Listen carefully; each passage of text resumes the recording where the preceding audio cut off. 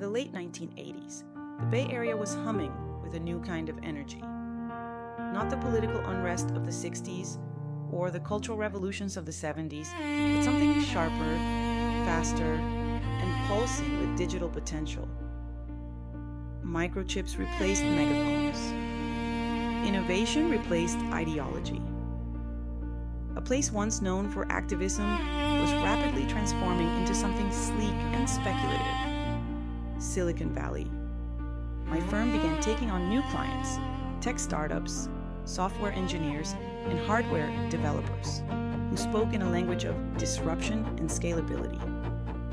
They were mostly young white men in jeans and sneakers, sometimes just out of Stanford, Berkeley, pitching business ideas that sounded like science fiction. Artificial intelligence, online networks, portable computers.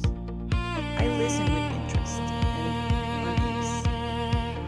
Their ambition was electric, but their confidence was blinding. They spoke without hesitation, without fear of rejection, because the world had already told them their ideas had value. Their minds were validated before they had even proven anything. I admired their drive, but I also noticed who didn't get to dream with such ease.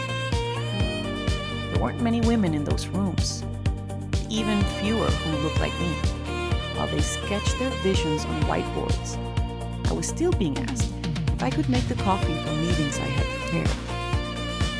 While they pitched, I was calculating budgets, risks, and whether my silence in that moment would cost me more than speaking up. I watched them with both curiosity and distance, wondering what kind of world my children would inherit from this one, shaped not by revolution, but by lines of code. At home, another kind of revolution was unfolding. One, not in gadgets, but in lives. In 1989, images from Tiananmen Square flickered across our television screen. Students holding banners, a sea of bodies, a lone man standing before tanks. At first, we watched in silence. Then, slowly, we began to speak. Leslie sat beside me, hand tightly gripping mine. Kids, still young, didn't fully understand, but they could see it in our faces. That this wasn't just another news story. This was history knocking on the door of memory. I cried. Not because I was surprised, but because I wasn't. I thought of my parents, what they had left behind in Hong Kong, of the fear that had threaded itself into their every decision to protect me. I thought of my father's quiet mourning for the country he both loved and feared.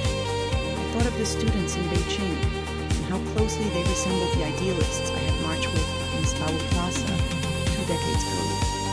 I thought of my children, Lydia, Aaron, Jay, and how they had never known the kind of terror that comes with speaking truth to power and knowing it could cost you everything.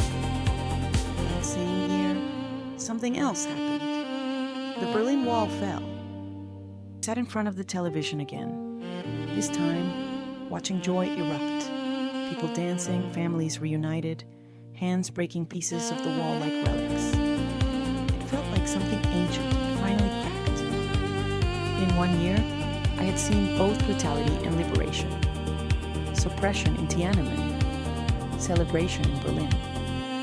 The world seemed to open and collapse all at once. And I, a Chinese-American woman who had spent her life balancing stories and silence, felt all of it in my bones. I didn't know what to tell my children. That freedom wasn't guaranteed. That democracy could be delicate. Sometimes hope lives in the same year as heartbreak. What I did know was we build walls in many forms, between nations, cultures, generations. And sometimes, just sometimes, we tear them down.